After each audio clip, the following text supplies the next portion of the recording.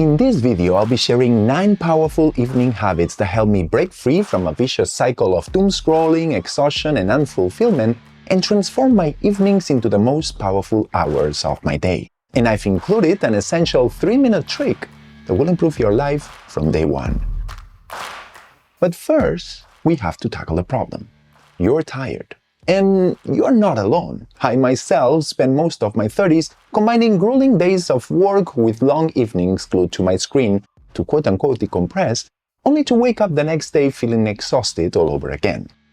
And as time passed and that cycle became a routine, I started to believe that exhaustion was an unavoidable feature of being an adult. It isn't. And it all started to change the moment I realized that my assumptions on what it meant to rest were wrong. We've been tricked into thinking that rest means turning our brains off. That's what we do with the endless scrolling and the binge watching until bedtime. But that's not rest, that's escaping, it's numbing out. It's giving you the impression of rest while subjecting your eyes and your brain to constant empty stimulation that fills nothing but your time. Even worse, those stimuli are disrupting your natural rhythms, which is delaying your bedtime and affecting your ability to sleep. Because let's get the obvious out of the way. You need to sleep.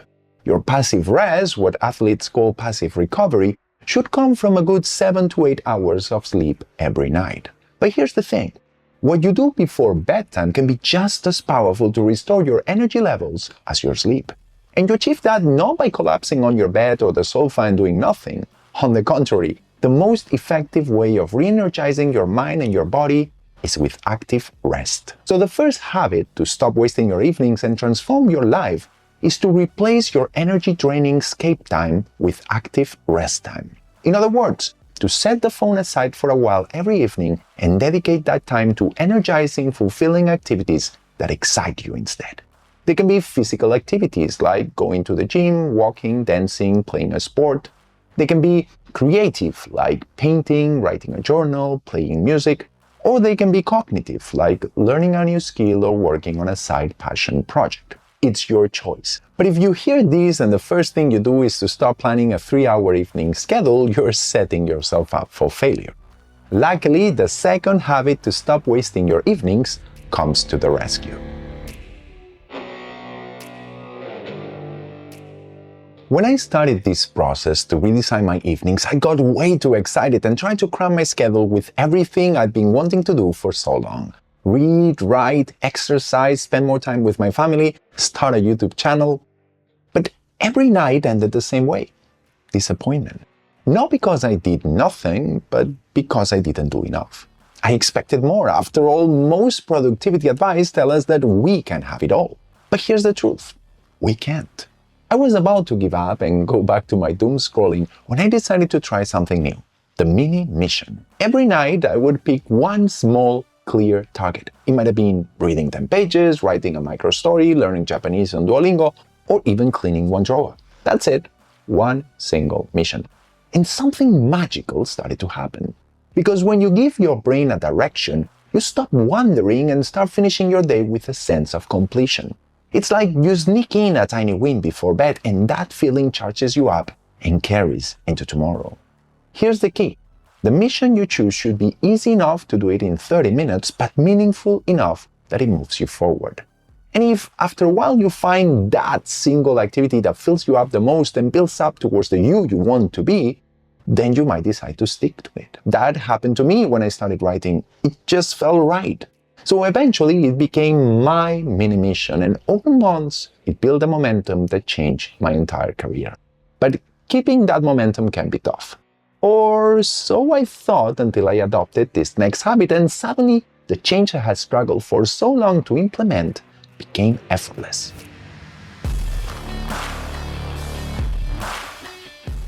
I used to think that my evenings were so unproductive because I didn't have enough time. At least that's how I felt.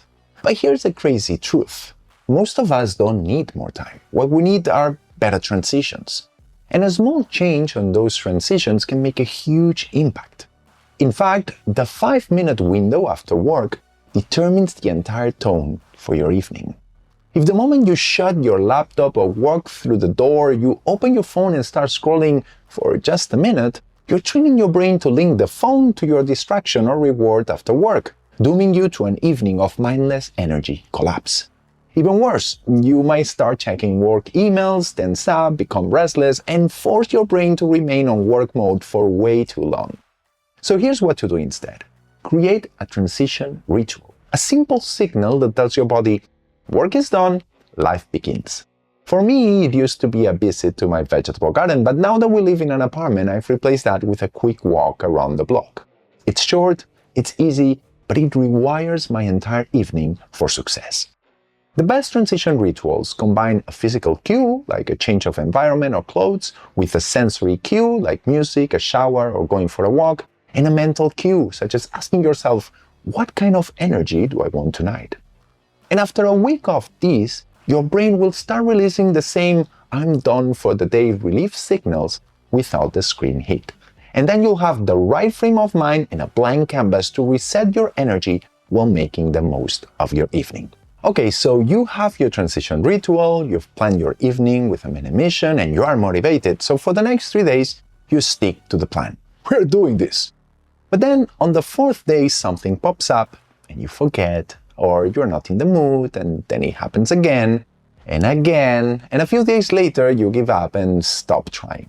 Just like that, all the guilt and self-blame comes back rushing in, and you start to wonder if you're actually broken. Here's the good news. You're not, but your system is. Luckily, this next habit will help you fix it.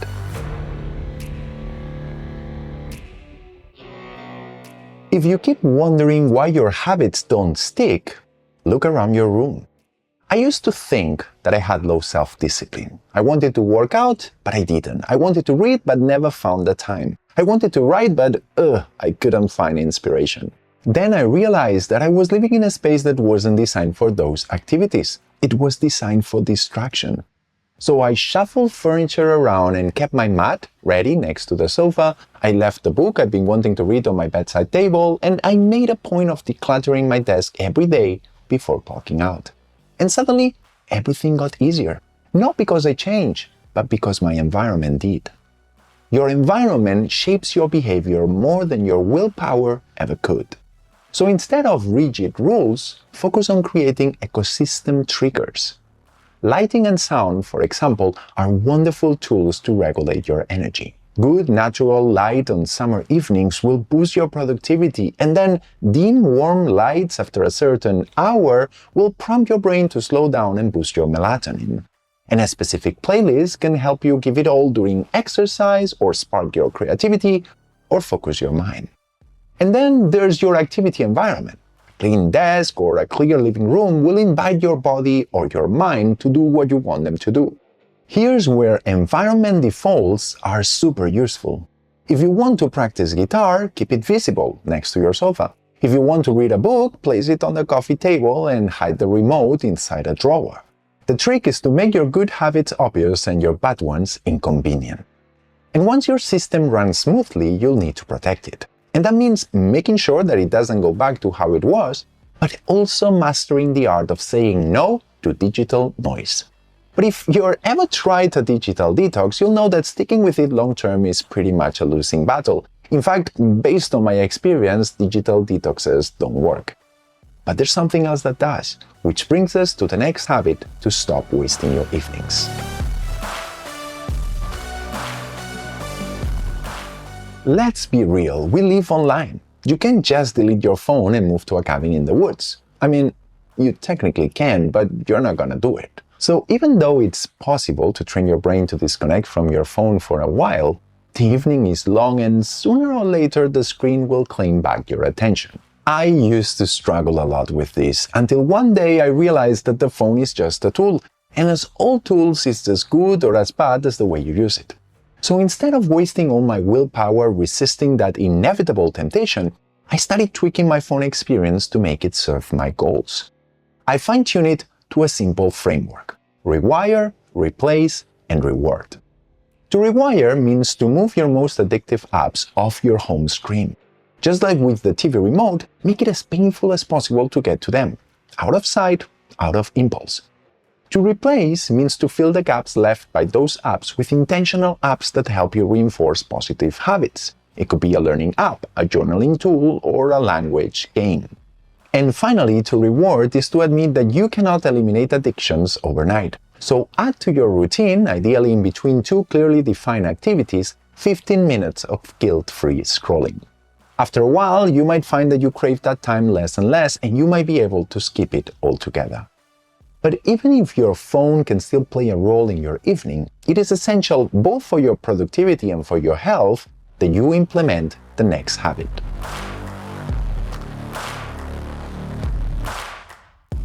Let me be straightforward. Your phone is stealing your sleep and your energy every single night. Every notification, every video, every bright pixel is hitting your dopamine and delaying your body's ability to produce melatonin, the sleep hormone. So even if you're exhausted, your brain stays wired, and suddenly it's midnight and you're still not able to sleep, so why not watch another episode? It's a vicious cycle that must be stopped. Because your phone shouldn't end your day. You should. And the fix is simple: the digital sunset. Pick a time 60 to 90 minutes before bed when all screens go dark. For me, it's 9 p.m. That means you put your phone on grayscale, turn on Do Not Disturb, and charge it outside your bedroom. Yes, outside. And sure, the first few nights will feel weird. I mean, at first, I kept trying to reach for my ghost phone every few minutes. But after a week, you'll start noticing how calm you feel. You'll fall asleep faster, you'll wake up clearer, and you'll eventually realize that no phone before sleep is not punishment, it's freedom. Because with your phone out of the picture for the last hour or so before bedtime, your brain will finally have space to think, and you'll be free to properly close the day. And the best way to do that is with this next habit.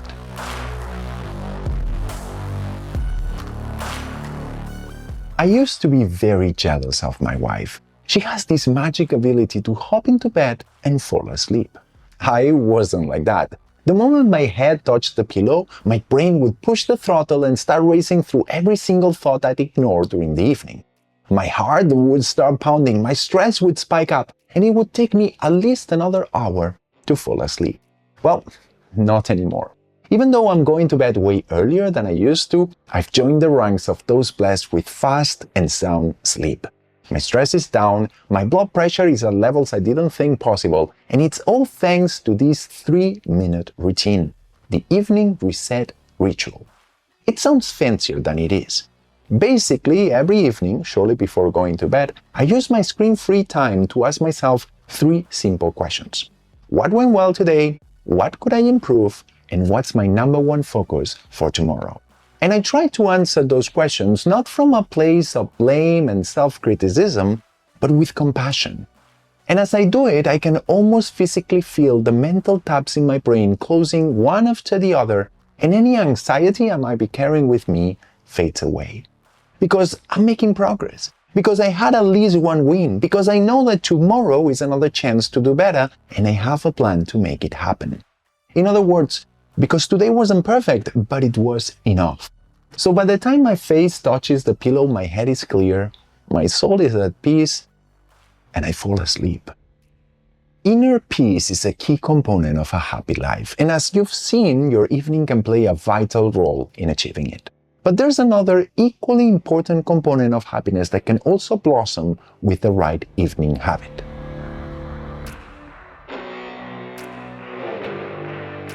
You might live by yourself or with others, but one single truth unites us all. We crave connection, and evenings are the perfect setting to nurture and deepen those connections.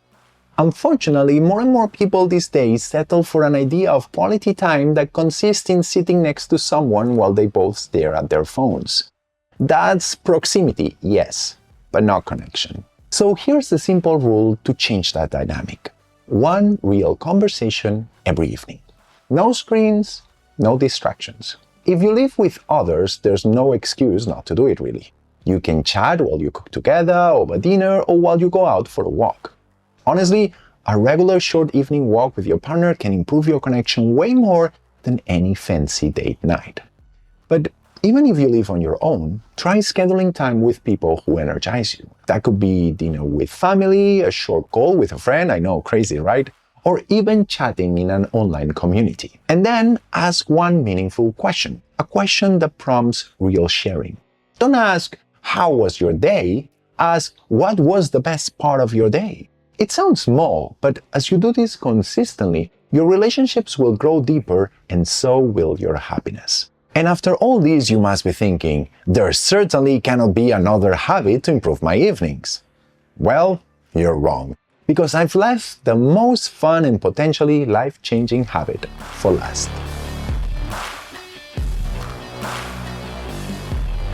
So far in this video, I've shared with you the strategies that have helped me seize the power of my evenings to improve my life. But let's face it, what has worked for me might not necessarily work for you. So perhaps the most useful thing I can share with you today is the process that has helped me shape my evening routine into what it is today.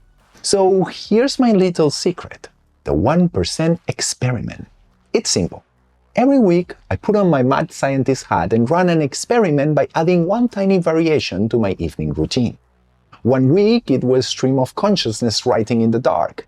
Another week, it was walking after sunset. This week, I'm forcing myself not to check my YouTube analytics after 5. Then, every night and every morning, I rate how I feel.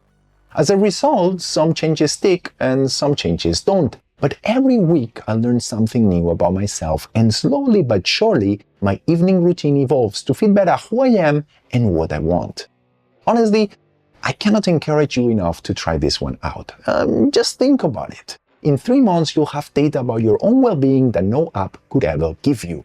You'll have your own blueprint for energy, mood, focus, and you'll be able to start crafting the evening routine that truly works for you, not someone else's miracle routine. Your evenings are your secret weapon. They can either drain your energy or redefine your life. So which of these 9 habits will you start tonight? Tell me in the comments below, and if you're serious about building a happier, more fulfilling life, hit subscribe. Thanks for watching and see you in the next video here, as always, in Chinchilla.